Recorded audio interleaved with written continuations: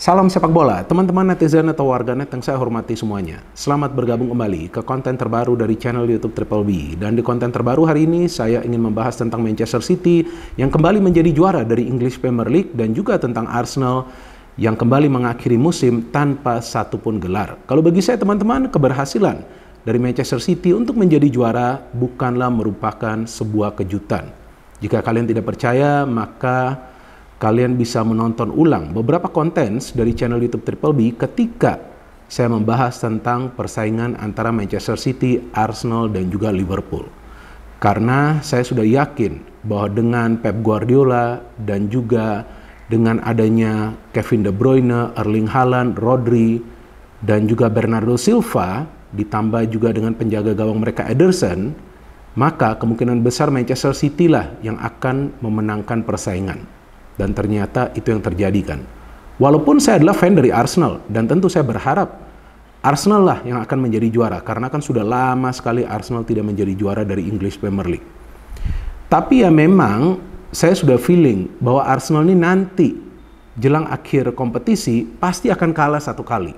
Bahkan ketika saya membuat konten preview dari pertandingan Arsenal versus Aston Villa kan saya jelaskan pada saat itu bahwa kemungkinan akan ada kejutan di pertandingan tersebut. Dan betul kan Arsenal kalah di pertandingan tersebut. Dan itulah yang membuat Arsenal gagal menjadi juara. Karena City sebaliknya di tahun ini performanya sangat konsisten. Padahal mereka juga sempat bermain tanpa Kevin De Bruyne. Bahkan Manchester City tidak kalah sama sekali loh tahun ini. Oke lah mereka tersingkir dari Liga Champions tapi kan melalui adu penalti. Normal time-nya atau sampai extra time kan Manchester City tidak kalah.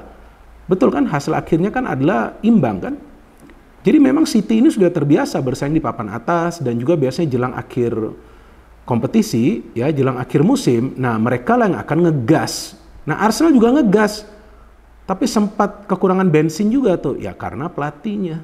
Nah mungkin kalian bingung kok karena Arteta, padahal kan dengan Arteta juga nih dalam 2 musim terakhir Arsenal bersaing di papan atas. Dan betul juga musim ini koleksi poin dari Arsenal lebih tinggi daripada musim lalu, bahkan defense mereka lebih solid karena mereka lebih sedikit kemasukan gol musim ini. Tapi Arteta melakukan satu kesalahan fatal di pertandingan Aston Villa yang juga telah saya jelaskan ketika dia mengganggu komposisi pemain di lini tengah. Ya kan, pada saat itu dia memainkan Kai Havertz di tengah, padahal Kai Havertz sebelumnya selalu dia mainkan di depan. Dan pada saat Kai Havertz itu bermain di depan, dia adalah pemain yang produktif. Bahkan produktivitas dia jauh lebih baik daripada ketika dia membela Chelsea. Kan di pertandingan semalam juga dia mencetak gol.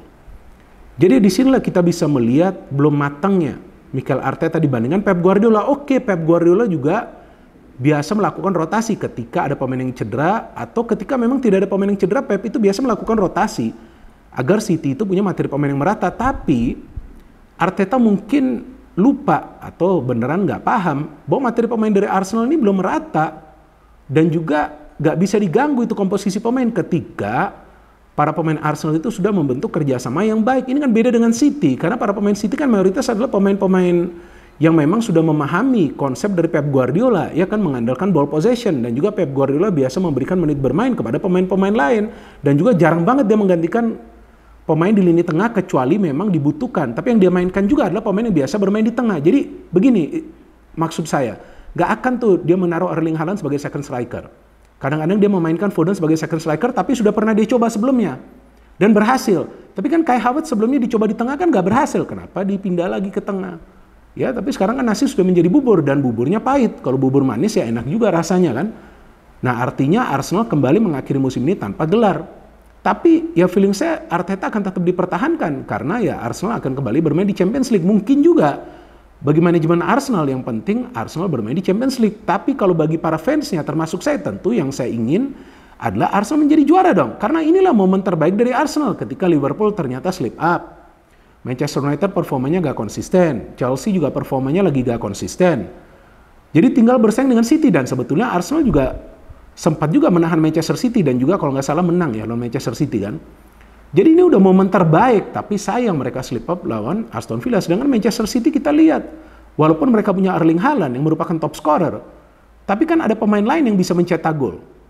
Ada Phil Foden, ada Rodri, ada juga Alvarez, ada Bernardo Silva. Ya, jadi ini yang membuat City ini punya banyak opsi untuk mencetak gol. Arsenal juga sama, tapi coba saja jika Saka itu absen untuk waktu yang lama. ya seandainya Saka ini absen untuk waktu selama 1 bulan, belum tentu Arsenal bisa meraih kemenangan secara konsisten. Saya nggak yakin. Kan di pertandingan semalam kan Saka itu kan absen ya, memang Arsenal bisa menang, tapi lawannya kan adalah Everton. Ini ada yang lagi telepon terus nih, tapi ya saya kan lagi membuat konten. Jadi ya gak mungkin ini Arteta ya, karena saya kan gak kenal dia. Nah bercanda saja, karena kesal juga saya. Ini Arteta ini sudah momen terbaik nih. Sayang itu dia ganggu komposisinya di tengah, tapi ya saya pikir perlu juga ya fans Arsenal, ya termasuk saya juga, memang tetaplah mengapresiasi apa yang dilakukan oleh Arteta ya. Perlahan-lahan dia membentuk kekuatan di tim ini. Bahkan dia bisa membuat Kai Havertz menjadi produktif ya, dia punya Trossard juga, punya Martinelli juga ya. Perlahan-lahan Arsenal mulai punya materi pemain yang merata. Dia memilih David Raya yang banyak juga mencatat clean sheet, dan dia berani menaruh Ramsdale itu di bangku cadangan. Jadi memang ada beberapa hal yang positif yang dia lakukan, tapi pada akhirnya yang dibutuhkan kan adalah gelar juga dong. Kalau Arsenal hanya bisa bersaing di papan atas dan gagal menjadi juara, nah uang yang dikeluarkan begitu banyak ini juga nanti akan menjadi pertanggungjawaban bagi Arteta, dan tidak semua pemain yang Arteta beli itu kan berhasil, enggak. Contohnya Kiwior, menurut saya biasa saja pemain ini. Walaupun Arteta sempat shift juga posisi dia kan, bermain di sebelah kiri, tapi kemudian dia pasang lagi Zinchenko atau juga Tomiyasu, jadi harus fix juga nih planning dari Arteta. Tapi ya saya melihat bahwa sekarang Arteta mulai paham ya, bahwa Arsenal memang harus bermain dengan tempo yang tinggi untuk menyulitkan para pemain. Kalau musim lalu tuh mereka sempat juga bermain dengan tempo yang sedang atau juga tempo yang lamban, apalagi ketika mereka sudah unggul. Tapi kembali ke Manchester City, ini luar biasa Pep Guardiola. Dia membangun Manchester City dari nol. Dia membutuhkan waktu untuk membuat Manchester City sebagai tim yang disegani bukan saja di Inggris, tapi juga kan di Eropa. Karena kan di Eropa sudah 2 kali ya City masuk ke final Liga Champions dan 1 kali menjadi juara. Dan saya melihat inti kekuatan dari City itu berada di lini tengah mereka. Nah ini beda dengan Arsenal. Arsenal tuh kekuatannya berada di depan. Karena para pemain Arsenal di depan itu memang bisa berkreasi, punya skill individu, punya kecepatan untuk bisa menciptakan peluang dan juga mencetak gol. Oke lah ada Odegaard, tapi tetap yang berpengaruh itu pemain-pemain yang bermain di depan. Tapi City, inti kekuatannya itu berada di tengah. Ada Rodri, ada Kovacic, ada Bernardo Silva, ada Phil Foden, ada Kevin De Bruyne, ada Jeremy Doku, ada Julian Alvarez yang bisa bermain di sana. Jadi memang kekuatan City itu di tengah. Maka itu ketika Erling Haaland ini tidak bisa mencetak gol, masih ada pemain lain dari second line yang mampu mencetak gol. Belum lagi ditambah dengan high line of pressing yang selalu diterapkan oleh para pemain City yang membuat para pemain tim lawan sulit untuk berkembang dalam hal kreativitas. Jadi keberhasilan dari Manchester City ini adalah bentuk kolektivitas di antara para pemain yang siapapun bermain di atas lapangan itu tidak bermain secara individu. Mereka paham kapan mereka harus shooting, mereka paham kapan mereka harus memberikan passing. Bahkan Erling Haaland pun ketika tidak dibagi bola, dia tidak akan mengeluh. Karena dia tentu paham rekannya itu pilih untuk shooting ketika memang dia berada dalam posisi yang jauh lebih menguntungkan. Sedangkan bagi Arsenal, saya melihat kelemahan mereka justru berada di lini tengah mereka. Mungkin kalian bingung ataupun kaget. Kan ada Odegaard, ada Declan Rice, ada Partey, ada Jorginho, iya. Tapi coba hitung berapa banyak assist yang bisa diberikan secara merata dari lini tengah. Kan lebih banyak diberikan oleh Odegaard. Tapi City kan punya banyak pemain yang bisa memberikan assist dari tengah. Tadi sudah saya sebut nama-namanya. Bahkan Rodri jauh lebih produktif musim ini daripada musim lalu kan. Artinya memang keberhasilan dari Pep adalah membuat lini tengah dari City bukan saja kreatif, tapi juga solid dalam menahan serangan dari para pemain tim lawan. Jadi ya di konten ini juga saya ingin mengucapkan selamat kepada teman-teman yang merupakan fans dari Manchester City, karena tim yang kalian support jelas sangat layak untuk menjadi juara dari English Premier League musim ini, dan memang gak ada obatnya di Manchester City. Dan saya yakin jika Pep Guardiola nanti menambah kekuatan ya, terutama di lini pertahanan, karena musim ini City lebih banyak kemasukan gol ya, menambah kekuatan di lini pertahanan, mungkin membeli center back baru lagi yang tangguh ya, maka bukan tidak mungkin City lagi yang akan menjadi juara dari English Premier League musim depan untuk kelima kalinya secara berturut-turut. Dan untuk sementara ini City telah menjadi juara dari English Premier League sebanyak 8 kali. Gila, luar biasa.